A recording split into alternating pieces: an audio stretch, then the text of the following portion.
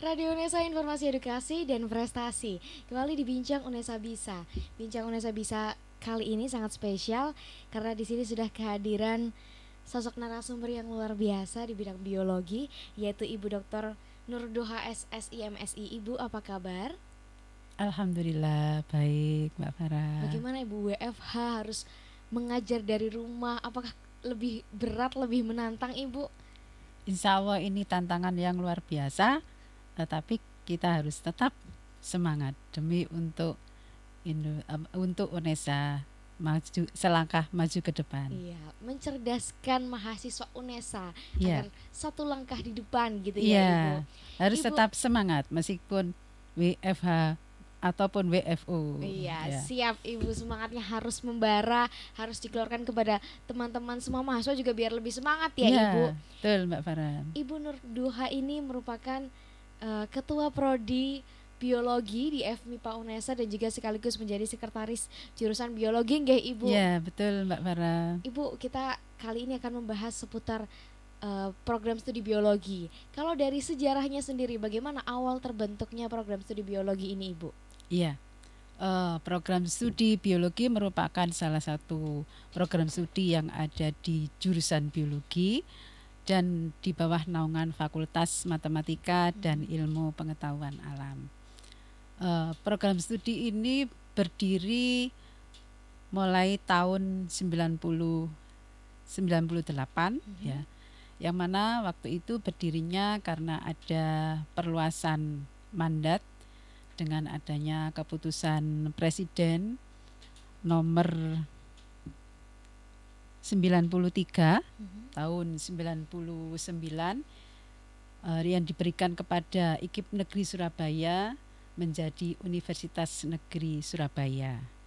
Sejak saat itu jurusan-jurusan yang ada di IKIP Negeri Surabaya diberi kesempatan untuk membuka program studi non kependidikan, salah satunya adalah program studi biologi.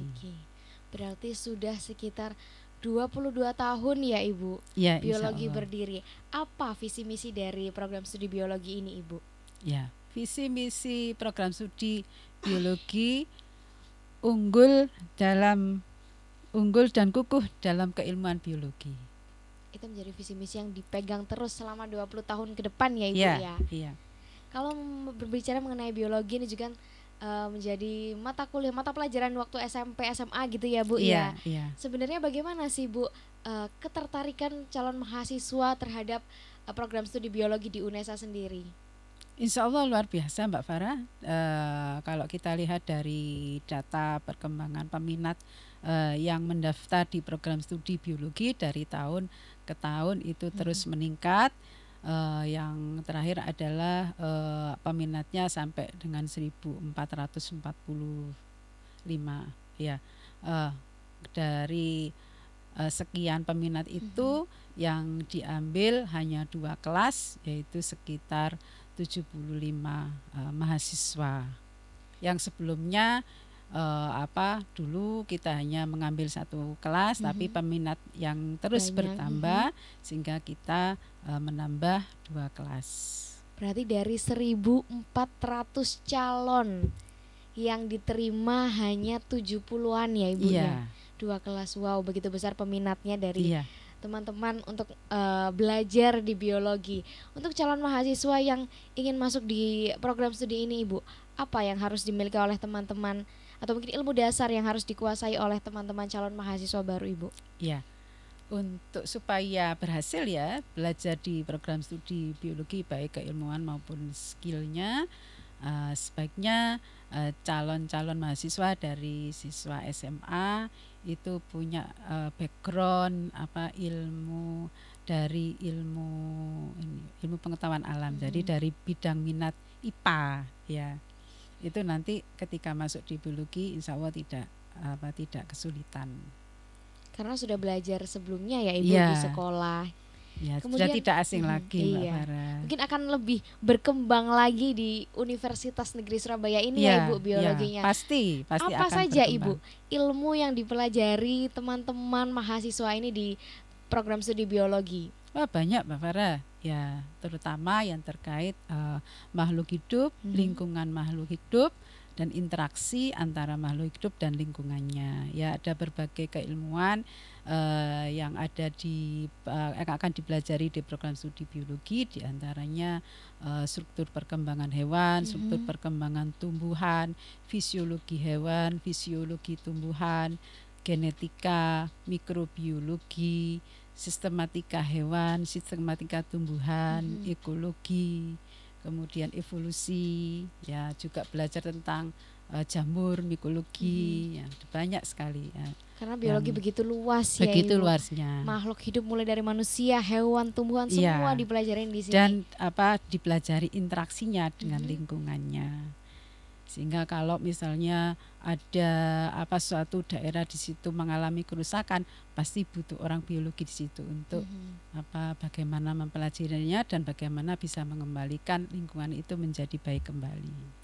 Itu tadi seputar biologi ya Ibu. Kalau misalnya di luar program studi biologi, kira-kira ada nggak sih Bu ilmu yang dipelajari teman-teman mahasiswa, atau mungkin ada nyelempit gitu Bu, manajemen atau seperti apa, ada nggak Ibu? Ada ya. Jadi ini terkait dengan penguatan profil lulusan kita, ya, memang program studi biologi ini berdasarkan hasil tracer study, ya, para alumni kita itu yang bekerja, ya, itu kebanyakan adalah sebagai peneliti muda bidang biologi, kemudian sebagai QC quality control, staff quality control di suatu perusahaan ataupun di instansi pemerintah yang di situ menghasilkan produk, ya. Kemudian praktisi juga. Kemudian ini yang tidak kalah penting adalah entrepreneur, ya. Banyak alumni kita itu sebagai pengusaha muda yang banyak yang sukses, ya. Nah, ini diperkuat di mata kuliah untuk mendukung profil lulusan ini. Diantaranya adalah kita ada mata kuliah MQC, Manajemen Quality Control.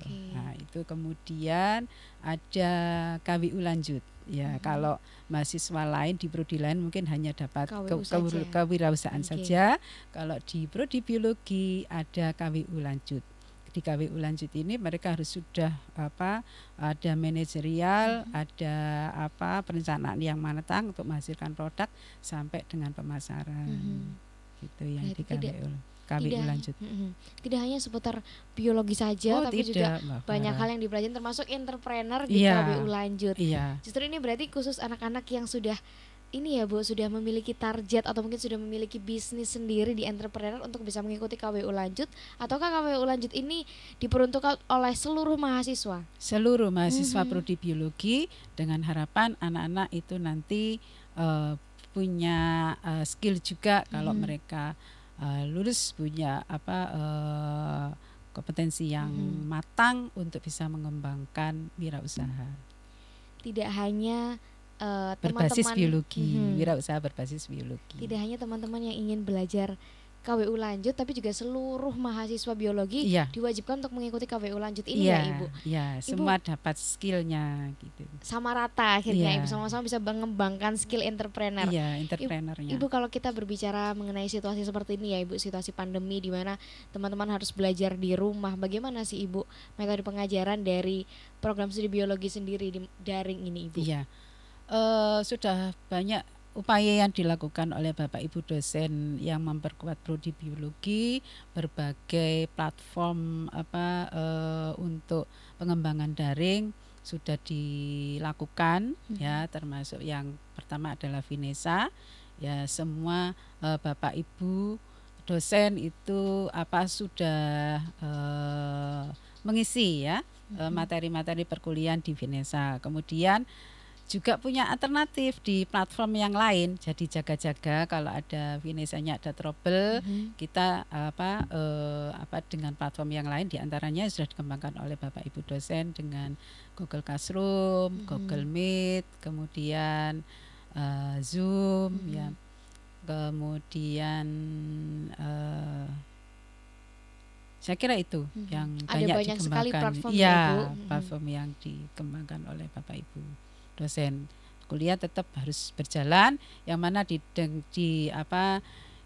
Google Classroom dan sebagainya itu juga sudah dimodifikasi oleh Bapak Ibu dosen. Di dalamnya itu tidak hanya chat saja, tapi juga ada video-video yang dimasukkan di situ. Kemudian PPT yang diberi suara oleh Bapak Ibu dosen, sehingga anak-anak itu juga mendengar suaranya tidak Bapak Ibu jenuh dosen. Ya Ibu, hanya membaca saja. Iya, gitu. betul. Berkaitan dengan ini, bagaimana Merdeka belajar di program studi biologi Ibu? Insya Allah kita juga jemput bola, Mbak, program studi biologi. Kita sedang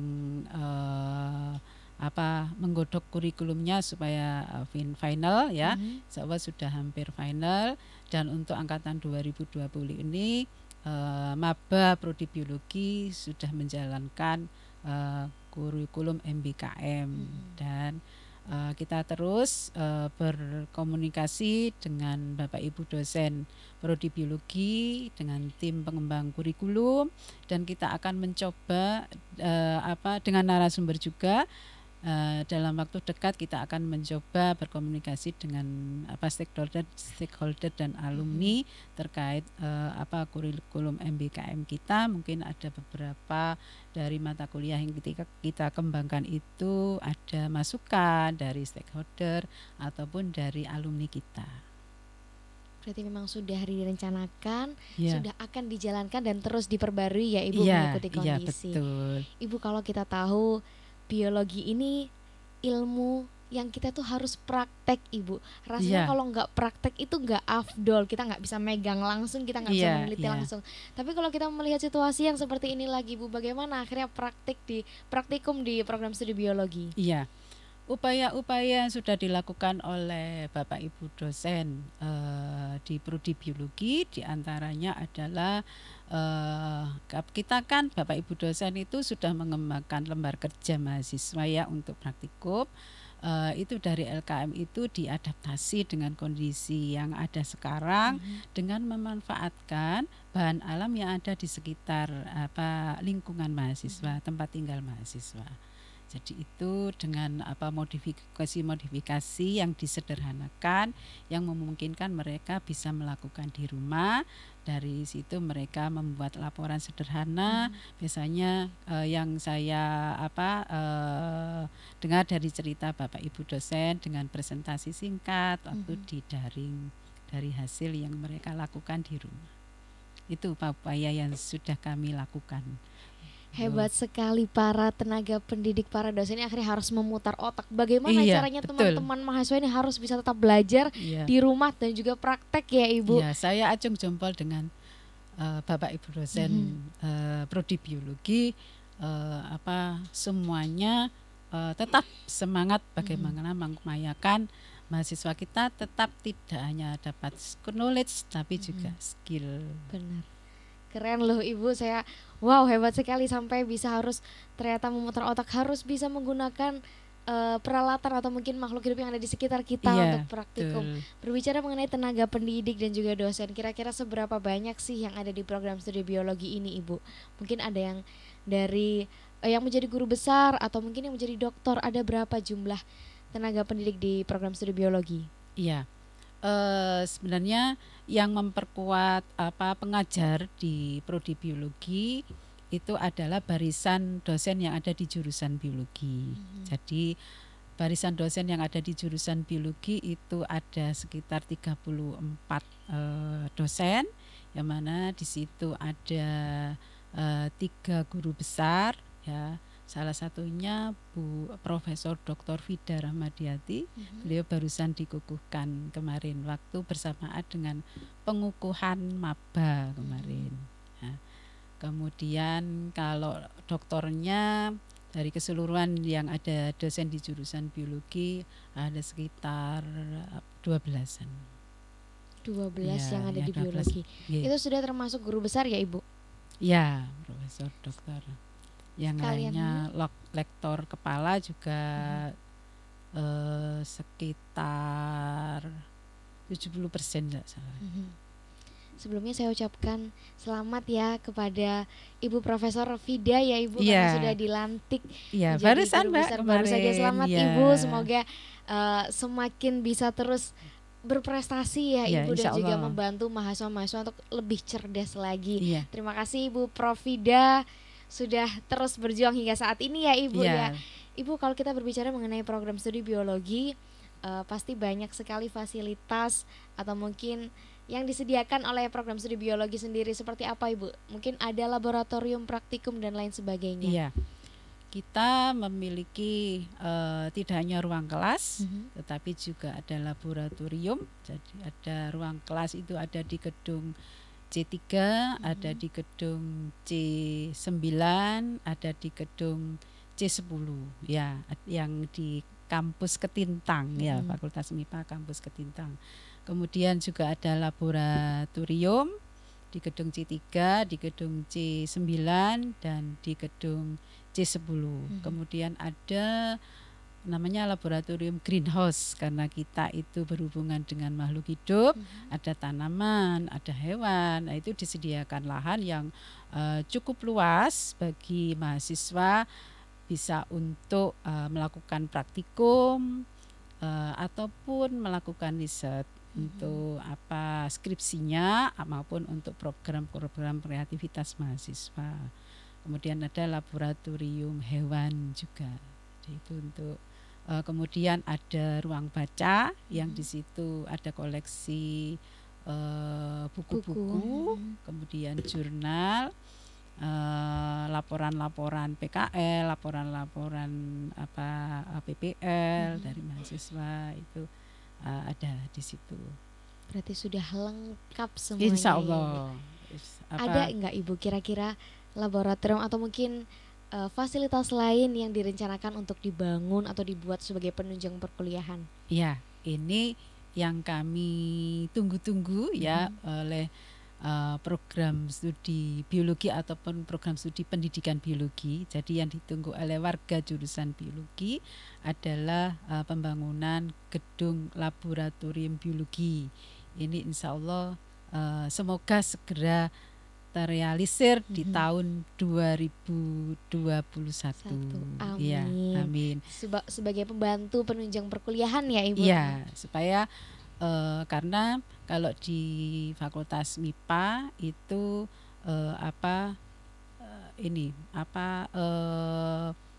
setiap gedung itu dihuni oleh satu jurusan ya, dengan harapannya nanti jurusan biologi itu tidak terpencar-pencar lagi ya, bisa dengan optimal dikembangkan di gedung C10 di gedung C10, dan itu nanti diperkuat oleh laboratorium biologi yang ada di berdampingan di gedung C10.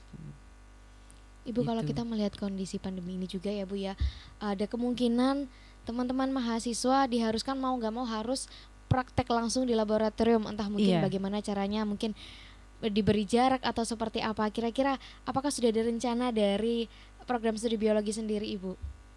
Iya. Untuk pelaksanaan penelitian mahasiswa itu kami sudah memberikan fasilitas kepada mahasiswa. Di situ kami memberikan SOP khusus dengan kondisi pandemi ini. Anak-anak yang mau melakukan riset untuk penelitian skripsi ataupun program kreativitas mahasiswa bisa melakukan di laboratorium dengan tetap melakukan protokol kesehatan.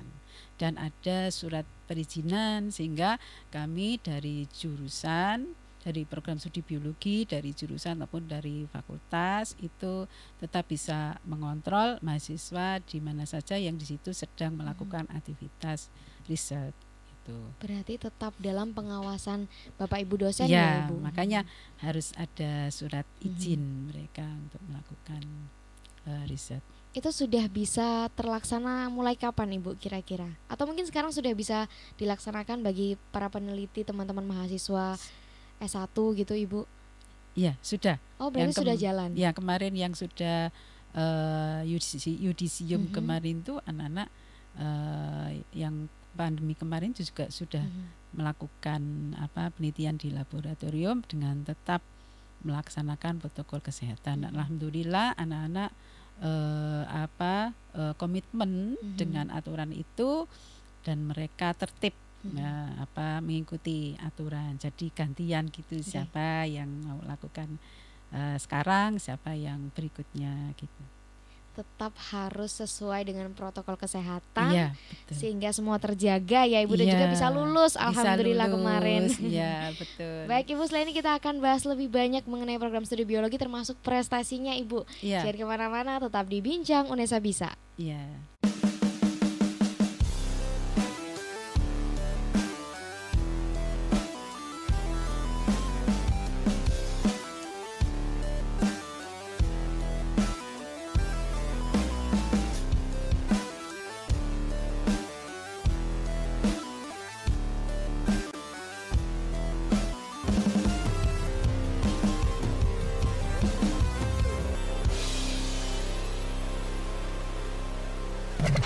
Radio UNESA.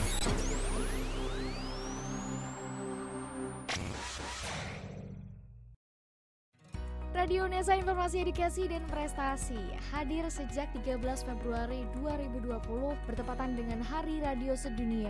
Radio UNESA memenuhi kebutuhan informasi seluruh sivitas akademika UNESA dan masyarakat. Melalui informasi edukasi hingga hiburan disajikan selama 24 jam non-stop. Rekan UNESA bisa mendengarkan via streaming di radiounesa.com atau www.unesa.ac.id.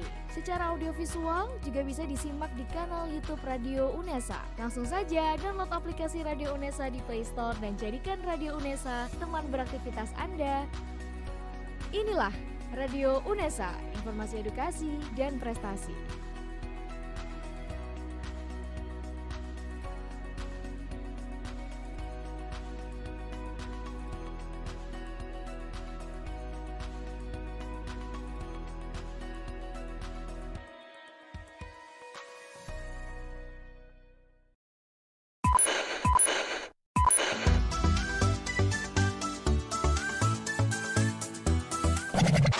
Radio UNESA.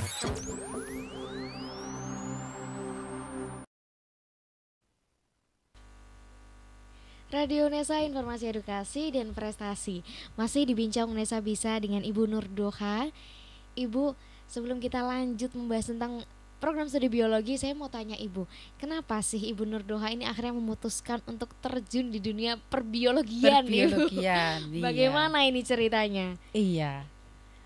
Saya itu dari SMA dulu itu memang senang dengan makhluk hidup, Mbak Farah.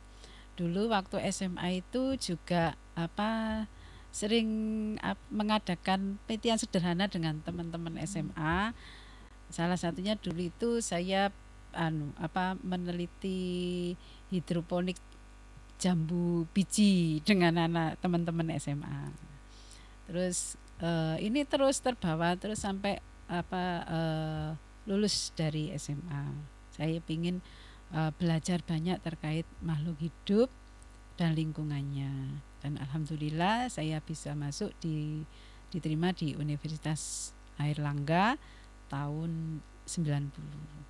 Dan itu sebagai pijakan awal saya untuk terus mengembangkan biologi, dan alhamdulillah diberi jalan oleh Allah untuk memperkuat barisan di pengembangan biologi. Ya, sampai sekarang Mbak Farah. Akhirnya terus mengajar teman-teman mahasiswa untuk bisa berprestasi di bidang biologi ya Ibu. Betul, di bidang biologi. Ibu, saya ini sebagai lulusan SMA ya Ibu yang pernah belajar biologi. Kalau saya lihat tuh biologi itu sepertinya sangat banyak materinya yang akhirnya harus dihafal dengan detail, sel-sel dan lain sebagainya. Itu namanya juga bervariasi, mulai dari nama Latin, nama Indonesia dan sebagainya. Itu sepertinya membutuhkan dan membutuhkan ingatan yang begitu kuat. Ibu, bagaimana tipsnya supaya teman-teman ini akhirnya bisa belajar terus paham dengan biologi ini, Ibu? Iya, itu sampai ini ya, bukunya harus ditaruh di kepala ketika tidur supaya hafal. Ingat, karena terlalu banyak materi yang harus dihafalkan, Ibu. Iya, itu kalau salah cara mempelajarinya biasa seperti itu, Mbak Farah. Sebenarnya bukan seperti itu belajar mempelajari ilmu biologi itu. Kalau kita misalnya belajar tumbuhan gitu ya, itu terus tidak kita melihat tulisannya yang banyak itu terus nanti sambil matanya dipejamkan dihafalkan itu salah, belajar yang salah. Belajar biologi itu adalah belajar makhluk hidup, maka yang paling bagus itu harus tahu langsung makhluk hidupnya ya. Berarti kita harus sering-sering melakukan observasi, melakukan pengamatan makhluk hidup yang ada di sekitarnya ya, melihat dan mengamati langsung apa sih karakteristiknya dari suatu tanaman misalnya. Oh, daunnya seperti ini, kok ada daun yang kayak jari, ada daun yang kayak pita panjang-panjang. Ini daun yang kayak jari sama daun yang kayak pita ini digolongkan satu golongan apa enggak? Nah, itu pasti nancap nanti daya ingatnya dengan mengamati langsung. Kalau mengamati langsung juga akan muncul rasa ingin tahu. Kan terus muncul rasa ingin tahu. Ya, jadi kalau daunnya bentuknya kayak jari, terstruktur yang di berikutnya bagaimana ya? Apakah beda dengan yang daun yang kayak pita? Nah, itu akan muncul terus rasa ingin tahu. Jadi kuncinya untuk belajar di biologi adalah harus senang mengamati lingkungan yang ada di sekitarnya, terutama makhluk hidup yang ada di sekitarnya. Itu pasti akan mudah mengingat. Gitu. Berarti yang selama ini saya lakukan itu kurang tepat ya, Ibu. Saya hanya membaca, menghafalkan. Ternyata yang paling penting adalah kita harus mengamati langsung ya, Ibu. Akhirnya bisa menjadi seperti Ibu Nur Doha ini. Jadi cara belajarnya adalah dengan metode ilmiah, dengan melakukan pengamatan. Tidak bisa terus membaca terus menghafal, tapi melakukan pengamatan dulu untuk bisa memperoleh pemahaman dari suatu makhluk hidup. Baik, berarti tidak hanya dari buku, harus mengamati langsung sebisa mungkin ya, kita bisa mengamati langsung makhluk hidup yang ada di sekitar kita ya, Ibu. Bahkan dari melakukan pengamatan itu akan timbul, gimana kalau saya eksperimenkan? Nah, akhirnya semakin kepo, gitu, semakin anak kepo muda. Akhirnya, kalau saya buat gini bagaimana ya? Kalau saya buat gini bagaimana? Pengaruh gak nanti? Strukturnya jadi berubah apa enggak? Makhluk hidupnya jadi mati apa enggak? Lah, kan seperti itu. Berarti Ibu Nur Doha ini berarti dulunya waktu sekolah ya, Ibu memiliki rasa ingin tahu yang begitu tinggi, sampai akhirnya bisa terjun di dunia biologi sampai S3. Dan dengar-dengar ya, Ibu ini sempat melakukan sandwich program, mengikuti sandwich program di Monash University. Itu bagaimana ceritanya, Ibu, dan apa saja yang dilakukan Ibu Nurha selama sandwich program ini? Alhamdulillah diberi kesempatan oleh Allah ya. Saya ada waktu itu dibuka kesempatan ya untuk berkompetisi mengikuti program sandwich program, dan alhamdulillah saya dinyatakan lolos. Dan waktu itu saya memilih Monash University karena di situ ada laboratorium yang saya bisa mempertajam skill saya dan knowledge saya dengan supervisor dari sana, yaitu dengan Profesor Smith ya. Itu alhamdulillah ketika di sana saya diterima dengan baik dengan beliau. Saya banyak diasah terutama dengan skill di laboratorium ya, bagaimana di laboratorium. Di situ di laboratoriumnya adalah laboratorium penyimpanan spermatozoa, penyimpanan sel telur, dan penyimpanan embrio. Yang mana penyimpanannya dilakukan pada suhu beku, pembekuan. Jadi pembekuan sperma, pembekuan sel telur, dan pembekuan embrio pada nitrogen cair. Dan di Monash University ini termasuk yang berhasil mengembangkan IVF, in vitro fertilization.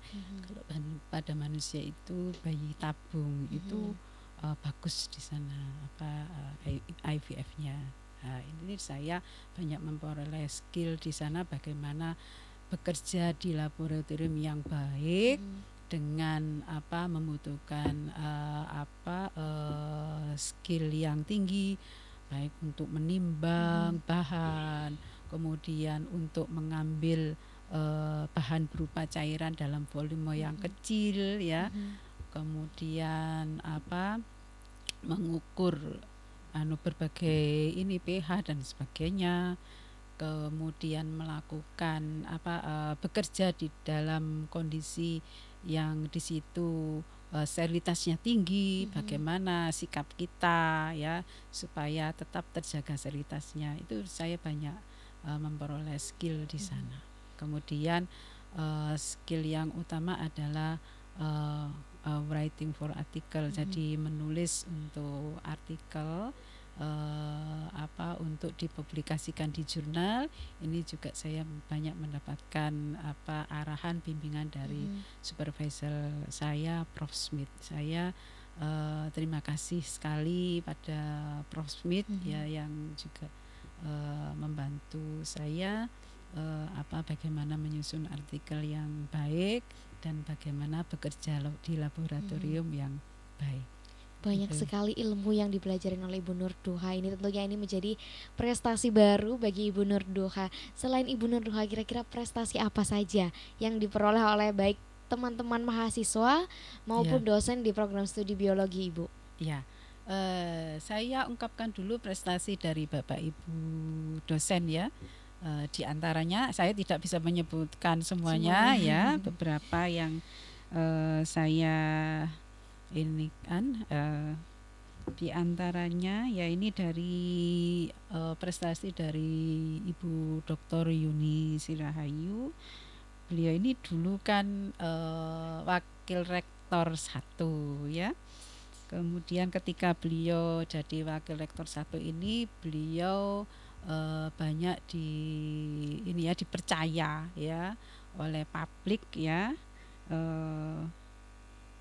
Di antaranya yaitu sebagai sekretaris forum wakil rektor ya LPTK se-Indonesia, kemudian sebagai scientific committee member ASEAN PGR International Conference for Sustainable Agriculture, kemudian keynote speaker pada Mathematics, Science and Educational International Conference, MISEC Conference. Kemudian beliau juga sebagai tim LPTK World Class Universities ya, Dirjen Belmawa Dikti. Kemudian tim penyusun roadmap program Sabdik kurikulum Direktorat Pembinaan SMP Dirjen Dikdasmen ya. Kemudian ini tidak saya sebutkan semuanya, ini beberapa contoh aja ya yang anukan Bu Yuni ini. Beliau juga reviewer ya, naskah nasional, naskah soal ujian nasional biologi yang diselenggarakan oleh Puspendik. Kemudian reviewer jurnal internasional bioteknologi ya. Kemudian reviewer jurnal internasional juga yaitu jurnal Reflective Practice ya. Kemudian ini Bapak Dr. Tarsan Purnomo. Nah, beliau ini kerjasama dengan pihak luar juga bagus, yaitu salah satunya yaitu sebagai Ketua Koordinasi Bidang Riset Himpunan Ahli Pengelola Pesisir Indonesia. Ini Bapak Dr. Tarsan Purnomo. Ini bekerja sama dengan kemaritiman, ya, kelautan dan kemaritiman. Kemudian Ketua Panitia Pendidikan dan Latihan atau Diklat Himpunan Ahli Pengelolaan Pesisir Jawa Timur ini Pak Tarsan. Kemudian narasumbernya banyak ini. Ketua Pelaksana Program Pemberdayaan Masyarakat dalam Pengelolaan dan Konservasi Sumber Daya Laut di Pulau Bawean, Gresik, Jawa Timur, Dinas Kelautan dan Perikanan Provinsi Jawa Timur. Kemudian di Bapak Ibu dosen yang lain ya. Kalau dari mahasiswa Ibu, kira-kira apa prestasi yang paling? Ini satu lagi nih, Bu, yang kerjasama dengan luar negeri nih, salah satu dosen kita yaitu Bapak Dr. Sunu Kuncono, beliau kerjasama dengan Malaysia. Ini beliau sebagai tim ahli ya, itu kerjasama dengan Dinas Veterineri Trengganu, Johor, Bintulu, Kucing Tawo, Johor Baru, Selangor, Malaysia. Itu beliau setiap tahun itu dipanggil ke sana. Kemudian kalau dengan mahasiswa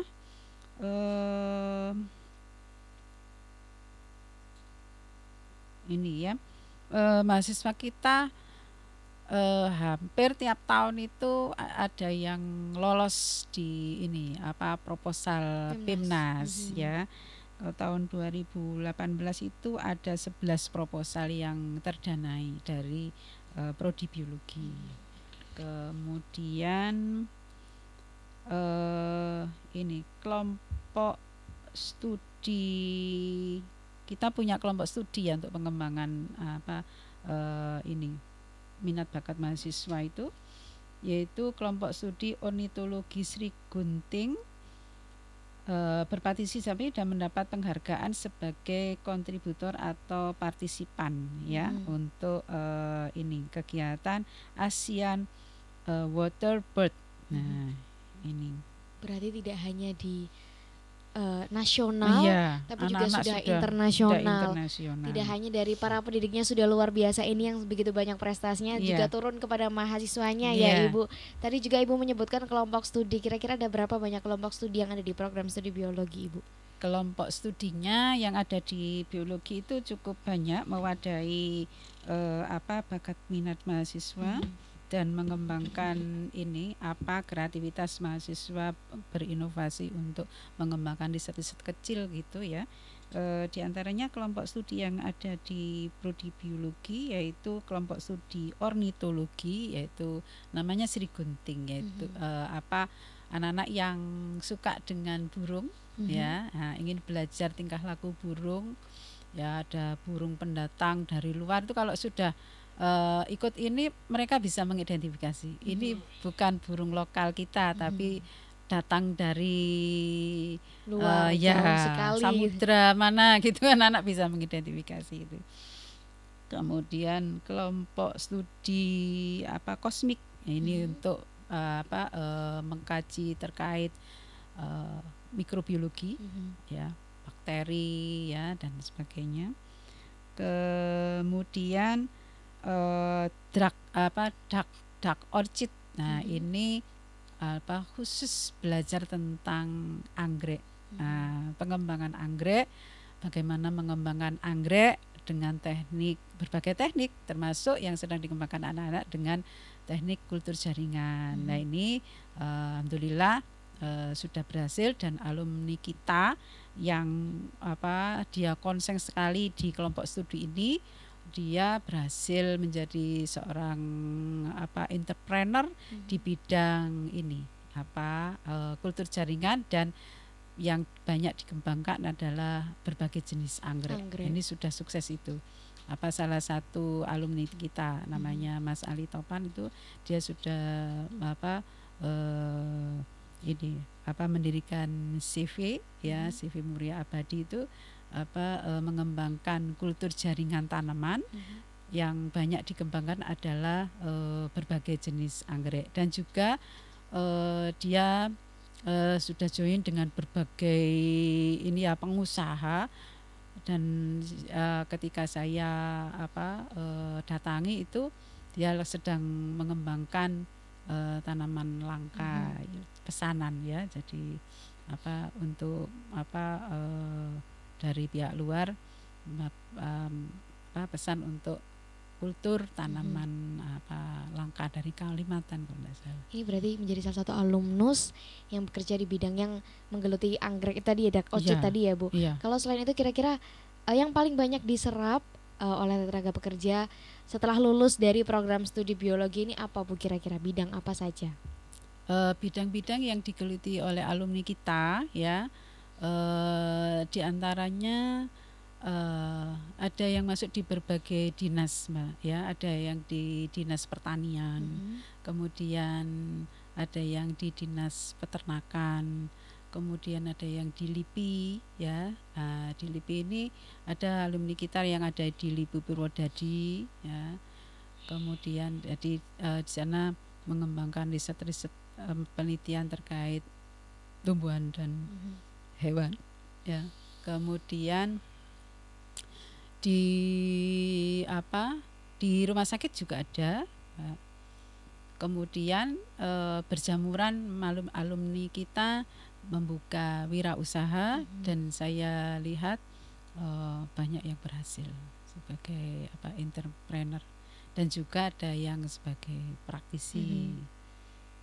Memang luas sekali, banyak sekali ya Ibu. Mungkin kita terakhir ya Bu, sebelum menutup perbincangan ini, apa sih Bu sebenarnya kira-kira keunikan, kelebihan dari program studi biologi? Mungkin bisa diungkapkan kepada rekan UNESA atau mungkin calon mahasiswa biologi Ibu. Iya. Keunikan yang dimiliki oleh program studi biologi Fakultas MIPA Universitas Negeri Surabaya bahwa di prodi biologi yang dipelajari tidak hanya ilmu-ilmu yang berakar dari keilmuan biologi, tetapi juga ilmu-ilmu yang memperkuat profil mahasiswa nanti supaya bisa berkompetisi di luar dengan keilmuan maupun skill yang dimiliki ya. Di antaranya nanti kemampuan untuk berpeluang bekerja di industri, diantaranya kemampuan sebagai quality control, kemudian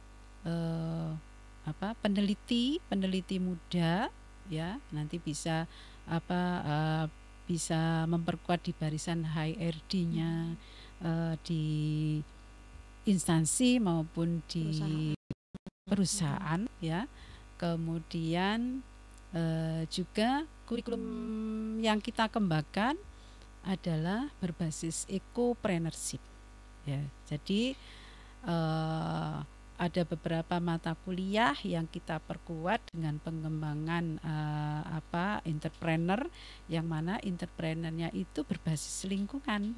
Jadi bagaimana seorang pengusaha itu menjadi pengusaha yang green ecopreneur, jadi peduli terhadap lingkungan. Bagaimana apabila menghasilkan limbah, bagaimana limbah itu dikelola dengan baik sehingga bisa kembali ke lingkungan, bisa dimanfaatkan kembali. Ya, itu kita perkuat di kurikulum prodi biologi. Jadi nuansanya itu insya Allah sangat menarik apabila masuk di program studi biologi. Ibu, terakhir ya Bu, ini beneran terakhir Ibu. Mungkin ada pesan yang ingin disampaikan kepada Sivitas Akademika, baik tenaga pendidik maupun mahasiswa maupun calon mahasiswa atau mungkin teman-teman yang masih SMA yang ingin memikirkan masuk ke jurusan biologi. Monggo Ibu yang ingin disampaikan. Iya. Untuk mahasiswa maupun calon mahasiswa untuk bisa berkembang ya di program studi biologi, ayo silakan belajar. Nanti Anda akan mendapatkan berbagai pengalaman ya di program studi biologi, baik peningkatan knowledge, peningkatan skill, peningkatan bakat minat yang Anda akan peroleh dengan luar biasa di program studi biologi, karena di SDM yang ada di program studi biologi tidak diragukan lagi.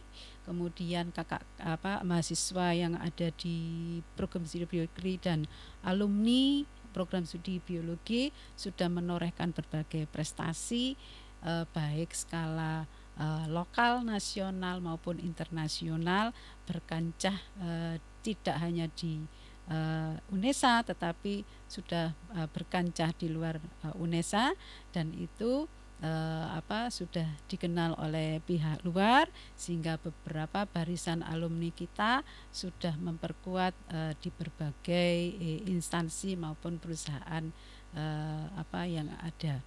Sehingga jangan ragu untuk masuk di program studi biologi, nanti akan Anda mendapatkan sesuatu yang luar biasa di program studi biologi. Baik Ibu Nurdoha, terima kasih banyak sudah hadir di Bincang UNESA Bisa, sudah memberikan pemaparan pemahaman kepada semua rekan UNESA. Semoga program studi biologi semakin menorehkan prestasi yang banyak melimpah di mancanegara dimanapun ya Ibu ya. Terima kasih banyak. Ya, terima kasih Mbak Farah doanya. Ya, tadi perbincangan saya dengan Ibu Nurdoha selaku Ketua Prodi dari Biologi. Sampai jumpa di Bincang UNESA Bisa selanjutnya.